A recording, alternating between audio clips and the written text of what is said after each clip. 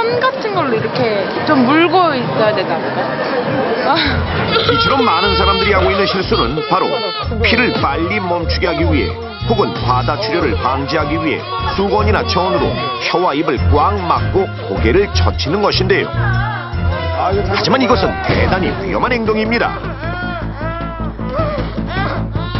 혀에서 피가 날 땐 고개를 숙여 피를 밖으로 그냥 흘려보내야 하는데 대체 왜 그런 걸까요?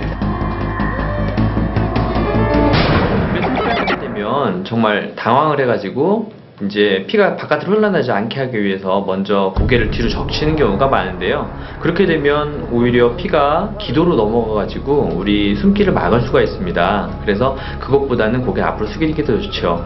또 지혈을 하려고 입안에 수건을 무는 경우도 있는데요. 또한 자칫하면 질식을 유발할 수 있기 때문에 아주 위험한 행동입니다. 그렇다면 여기서 생기는 궁금증. 피를 그냥 흘려보내면 과다 출혈로 더 위험해지는 건 아닌가 걱정하시는 분들 있으실 텐데요. 다행히도 혀가 잘릴 수 있는 부위의 혈관은 생명에 지장을 주는 혈관이 아닌 매우 가는 혈관들로 이루어져 있기 때문에 혀가 잘려서 나오는 출혈량은 생명에 지장을 줄 만큼은 아니라고 합니다. 그리고 혀를 깨물면 혀가 기도로 말려 들어가서 죽는다는 말도 들어보셨을 텐데요. 이는 근거 없는 속설이라고 합니다. 제작진은 실제로 아이가 혀를 크게 다쳤던 사례자를 만날 수 있었는데요. 완전 바보야. 저희 아이가 3살 때 길을 가다 넘어져서 혀를 깨물어서 피가 난 적이 있었거든요.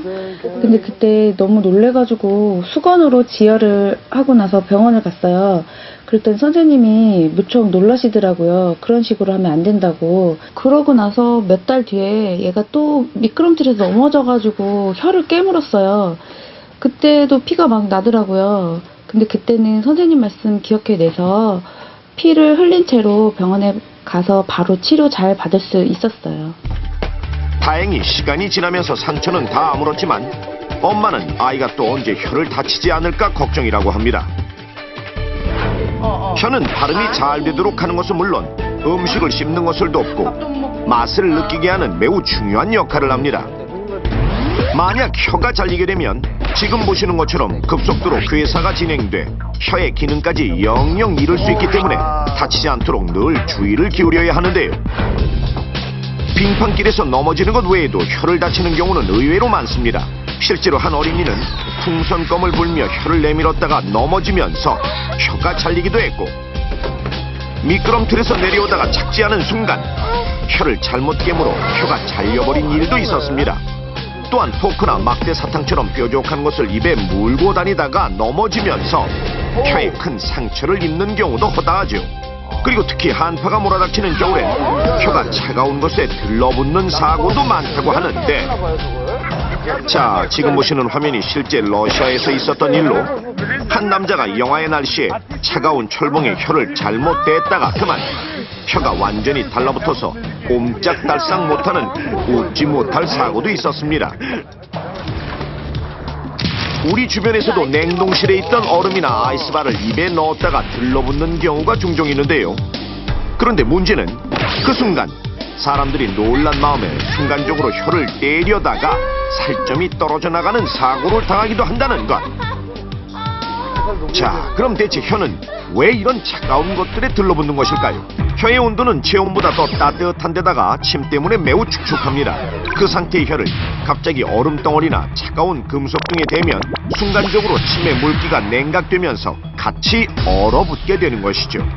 이때 만약 놀란 마음에 혀를 억지로 떼내면 살점이 쉽게 뜯겨나가고 치명적인 상황으로까지 갈 수 있는 것입니다. 그럼 실제로도 그러한지 간단한 실험을 통해 확인해 보겠습니다. 먼저 사람의 혀를 가정해 혀와 표면이 비슷한 소고기를 준비했습니다. 그리고 냉동실 안에는 꽁꽁 언 얼음과 아이스바를 넣어두었는데요. 우리가 즐겨 먹는 보통의 아이스바와 큰 얼음 덩어리입니다. 자, 우선 혀에 침이 묻어있는 상황을 만들기 위해 미지근한 물에 소고기를 담가 혀의 온도와 비슷하게 만들었습니다.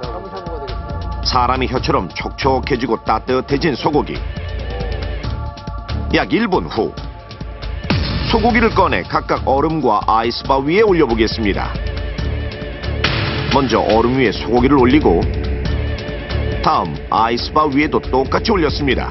과연 어떻게 될까요? 놀랍게